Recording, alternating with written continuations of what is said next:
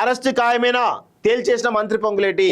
So మంత్రి పొంగులేటి మాటలు నమ్మాలా వద్దా అనేది ఇప్పటికి కూడా అనేకమైనటువంటి అనుమానాలు ఉన్నాయి.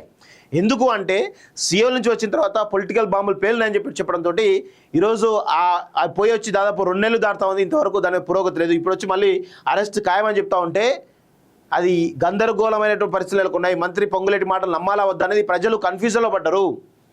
క్యాబినెట్ భేటీ తర్వాత సంచలన వ్యాఖ్యలు. క్యాబినెట్లో నిర్ణయం అంటూ చూస్తున్నాం. ఫార్ములా కార్ రేసింగ్ వ్యవహారంలో బిగ్ ట్విస్ట్. గవర్నర్ పర్మిషన్పై మంత్రి పొంగులేటి సంచలనం. కేటీఆర్పై కేసు నమోదుకు సిద్ధం. సిఎస్ నుంచి ఏసీబీకి వెళ్లనున్న ఫైల్. తర్వాత కేటీఆర్కు నోటీసులు. అరెస్టుకు ఛాన్స్. 46 కోట్ల చెల్లింపులపై అనేక అనుమానాలు. కక్షపూరితం కాదంటున్న మంత్రి పొంగులేటి. క్యాబినెట్ భేటీలో కార్ రేసింగ్ పై చర్చ. జైలుకు వెళ్ళొచ్చాక పాదయాత్ర చేస్తారు, పోర్లు దండాలు పెడతారు, మీ ఇష్టం.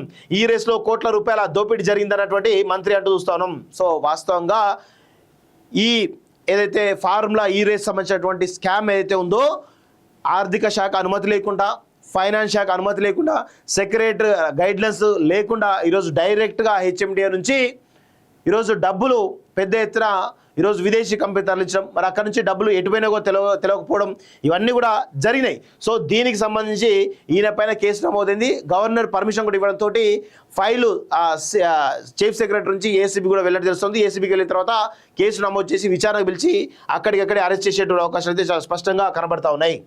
సో ఖచ్చితంగా కేటీఆర్ అరెస్టుకు రంగం సిద్ధమైనట్టే తెలుస్తూ ఉంది. అందులో నో డౌట్ ఎట్టి పరిస్థితుల్లోనూ కేటీఆర్ అరెస్ట్ అయ్యడానికి స్కోప్ ఎక్కువ ఉంది. కేటీఆర్తో పాటు కేసీఆర్ కూడా అరెస్ట్ కావడానికి అవకాశాలు చాలా పెద్ద ఎత్తున ఉన్నాయి.